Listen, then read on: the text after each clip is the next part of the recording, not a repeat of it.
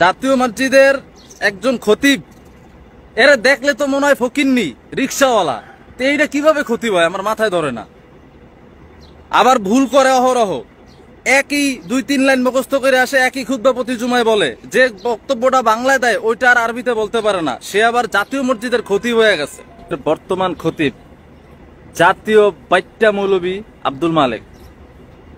এই যে জাতীয় বুট্টা মৌলবী, এই আব্দুল মালেক সে কিভাবে খতিব হইল, এটা কিন্তু একটা প্রশ্ন থেকে যায়। আসসালামু আলাইকুম রহমতুল্লাহি বরকাতুহ।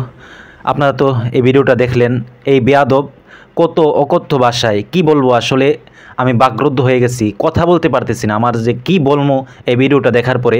বাংলাদেশের একজন শ্রেষ্ঠ আলেম, বাংলাদেশের বর্তমানে সবচেয়ে বড় আলেম, হাদিস বিশারদ, হাদিসের উপর গোটা বিশ্বের মধ্যে যার নাম আছে, গোটা বিশ্বের মধ্যে যার লিখিত বই গোটা বিশ্বের মধ্যে পড়ানো হয়, এমন একজন ব্যক্তিকে মাওলানা আব্দুল মালিক হাফিজহুল্লাহ বাইতুল মোকাররমের বর্তমান খতিবকে নিয়ে এমন অকথ্য ভাষায় এই বেয়াদব কথা বলতেছে যে আসলে কি বলবো, বলার ভাষা হারিয়ে ফেলেছি। এই বেয়াদব মুফতি আব্দুল মালিক হাফিজহুল্লাহর যোগ্যতা নিয়ে প্রশ্ন করেছে যে আব্দুল মালিক সাহেব কি যোগ্যতায় বাইতুল মোকাররমের খতিব হয়েছে, সে জানে না। আরে বেয়াদব, তুই জানিস না? তুই তোর আলেমদের থেকে জিজ্ঞাসা করে নিস যে মুফতি আব্দুল মালিক হাফিজহুল্লাহ কীরকম যোগ্য ব্যক্তি, কী ধরনের যোগ্য ব্যক্তি। মুফতি আব্দুল মালিক হাফিজহুল্লাহর সে বলতেছে যে আব্দুল মালিক সাহেব নাকি যে খুতবা বাংলাতে দেয় সেটা আরবিতে বলতে পারে না।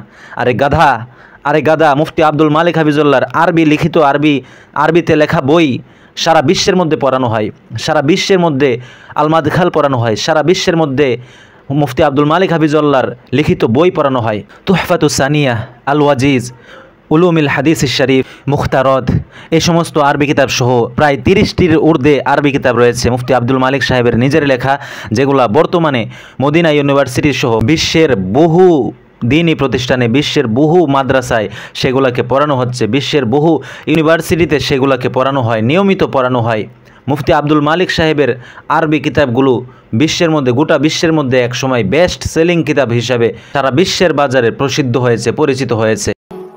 মিশরের রাজধানী কায়রোতে অনুষ্ঠিত আরবি ভাষা ও ইসলামী কিতাবের সর্ববৃহৎ বইমেলায় দার আল রায়াহিন নামে একটি বৈদেশিক প্রকাশনা প্রতিষ্ঠান পরিবেশিত বইগুলোর বেস্ট সেলার তালিকায় জায়গা করে নিয়েছে বাংলাদেশের গবেষক আলেম মাওলানা মোহাম্মদ আব্দুল মালেকের হাদিস শাস্ত্রের প্রাথমিক বিষয়াদি নিয়ে আরবি ভাষায় রচিত আল মাদখাল ইলা উলুমিল হাদিস নামক একটি চমৎকার কিতাব।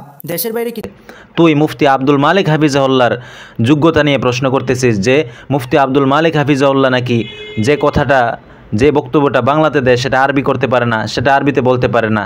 আরে গাধা, তোদেরকে কি বলবো। তিনি কিছুদিন আগে ঈদে মিলাদুন্নবী সম্পর্কে বক্তব্য দিয়েছেন বলে এখন তিনি খারাপ হয়ে গেছেন। তোদের আলেমদেরকেই জিজ্ঞাসা করে দেখ মুফতি আব্দুল মালিক হাফিজহুল্লাহ কোন ধরনের আলেম, কি ধরনের যোগ্যতাশীল আলেম। তার মতো আলেম, তার সমকক্ষীয় আলেম বাংলাদেশে আর কয়জন আছে? তোদের আলেমদের থেকে জিজ্ঞাসা করে নিস। আবার এই গাধা মুফতি আব্দুল মালিক হাফিজহুল্লাহকে বুট্টা মৌলবী বলতেছে যে মুফতি আব্দুল মালিক সাহেবকে নাকি দেখলে রিক্সাওয়ালার মতো মনে হয়। গাধা, একজন মানুষ খাটো হওয়া এটা তার জন্য আইব না, একজন মানুষ দেখতে কালো হওয়া এটা তার জন্য আইব না। একজন মানুষের গুণ, একজন মানুষের সম্মান তার এলেমের দ্বারা, তার জ্ঞানের দ্বারা। নয়তোবা আল্লাহ সুবহানাহু ওয়া তাআলা পবিত্র কুরআনুল কারীমের মধ্যে লুকমান হাকিমের নাম এনেছে, অথচ লুকমান হাকিম ছিল একজন কালো মানুষ, একজন কুৎসি মানুষ, নাক মোটা, তার চেহারা দেখতে অনেক খারাপ ছিল, তার চেহারা দেখতে কুৎসি ছিল। এরকম একজন মানুষের নাম, এরকম একজন মানুষের কথাবার্তা আল্লাহ সুবহানাহু ওয়া তাআলা পবিত্র কুরআনুল কারীমের মধ্যে নাম এনেছে পবিত্র কুরআনুল কারীমের মধ্যে। গাধা, তোরা এই সামান্য নলেজটুকু নাই যে একজন মানুষ খাটো হওয়া, দেখতে খারাপ হওয়া এটা কোনো তার সম্মানের ক্ষেত্রে বাধা না, বরং তার জ্ঞান থেকে, তার জ্ঞানের দ্বারা, তার এলেম থেকে তাকে সম্মান করা হয়, তার চেহারা দেখে তাকে সম্মান করা হয় না। বেলাল রাদিয়াল্লাহু তাআলা আনহু, হযরতে বেলাল রাদিয়াল্লাহু তাআলা আনহু কী ধরনের কালো ছিল? গাধা, তুই ওনার দৈহিক আকৃতি নিয়ে প্রশ্ন করিস? গাধার বাচ্চা, গাধা কোথাকার। প্রিয় দর্শক, তাছাড়াও আপনাদেরকে বাংলাদেশের বরেণ্য কিছু উলামায়ে কেরামের বক্তব্য মুফতি আব্দুল মালিক হাফিজহুল্লাহ সম্পর্কে আপনাদেরকে শোনাচ্ছি। আপনারা এই ভিডিওটা মনোযোগ সহকারে দেখুন এবং এই গাধার ব্যাপারে যত তাড়াতাড়ি পারা যায় আইনি ব্যবস্থা নেওয়া দরকার, আইনি পদক্ষেপ নেওয়া দরকার, এর বিরুদ্ধে মামলা করা দরকার, এই গাধাকে জুতা পিটা করা দরকার, এই গাধাকে এমন দৃষ্টান্তমূলক শাস্তি দেওয়া দরকার যা ইতিহাসের মধ্যে আর কেউ যেন এরকম দুঃসাহস না করতে পারে। এবং সুন্নি আলেম যেগুলো আছে, এগুলা এখন বৈশা আছে, কিছু বলতেছে না, মনে মনে খুশি।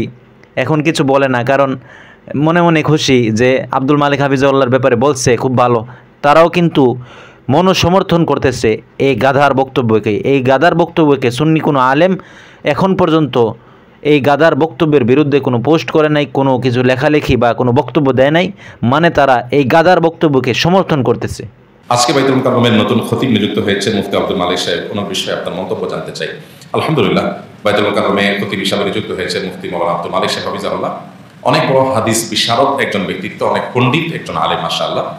বাংলাদেশে আলেমদের মধ্যে অত্যন্ত শরীফ এবং উঁচু মাপের ভদ্র একজন মানুষ। বাইতুল মুকাররমের খতিব হিসাবে মুফতি আব্দুল মালিক হাফিজাহুল্লাহ যোগ্যতা সম্পন্ন একজন মানুষ। আল্লাহ তার থেকে যেন হেদায়েতের যে বাণীগুলো আছে, তিনি যে খেদমত দিয়েছেন সারা জীবন, এটা যেন আরো ভালোভাবে এই জাতির জন্য উপকার যেগুলো ছড়িয়ে দেওয়ার তৌফিক দেন। আল্লাহ তার হায়াতে বরকত দেন, বলেন আমিন। বাংলাদেশের সবচেয়ে বড় আলেম, আমরা যার পায়ের ধুলিও না, আমরা যার জুতা উঠানোকে আমরা গনিমত মনে করি, হযরত মাওলানা আব্দুল মালিক সাহেব দামাত বারাকাতুহু। তিনি আলহামদুলিল্লাহ বাইতুল মুকাররম জাতীয় মসজিদের আজকে জুমা পড়াবেন, খতিব হয়েছেন। আজকে এক বাংলাদেশের জন্য বিস্ময়কর সুসংবাদ আছে। সারা পৃথিবী বিখ্যাত বর্তমান সময়ে বাংলাদেশের শ্রেষ্ঠতম একজন আলেমে দ্বীন, যিনি গোটা আরব বিশ্বের সমস্ত ওলামাদের কাছে যিনি পরিচিত, এই ভারতীয় উপমহাদেশের সমস্ত আলেমদের কাছে যিনি পরিচিত, বাংলাদেশের রত্ন, গর্ব, অহংকার। আলহামদুলিল্লাহ, জাতীয় মসজিদে একজন খতিব নিয়োগ দেওয়া হয়েছে। আপনারা কি শুনেছেন? মুফতি আব্দুল মালিক হাফিজাহুল্লাহ বরেণ্য আলেম। বাংলাদেশে হাদিস বিশারদ যে কয়জন আছেন তার মাঝে তিনি অন্যতম শ্রেষ্ঠ একজন যোগ্য লোক, জাতীয় মসজিদ খতিব হিসাবে পেয়েছে। বাইতুল মুকাররমে নতুন খতিব নিযুক্ত হলেন আমাদের উস্তাদ আল্লামা আব্দুল মালিক হাফিজাহুল্লাহ, যার সমমানের দ্বিতীয় কোন আলেম বাংলাদেশে আছে বলে আমার জানা নাই। বর্তমান বাংলাদেশে আল্লামা আব্দুল মালিক হাফিজাহুল্লাহর মতো মুহাক্কিক, তাহকিকের সাগরে, বিশেষ করে উলুমুল হাদিসের মধ্যে আল্লাহ তাআলা তাকে যে পাণ্ডিত্য, যে গভীর যোগ্যতা। আমাদের সারা বাংলাদেশের সবচাইতে বড় আলেম, পুরো উপমহাদেশের সবচেয়ে বড় আলেম, সারা পৃথিবীর ভিতরে বর্তমানে সবচেয়ে বড় আলেম জানেন নাকি কে? যে যারে চেনেন সে তারে কেনেন। হাদিসের সবচেয়ে বড় আলেম, দেখলে বুঝবেন না একটু একটা মানুষ, নাম হযরতুল আল্লাম আব্দুল মালিক দামাত বারকাতুহু আলাইহি।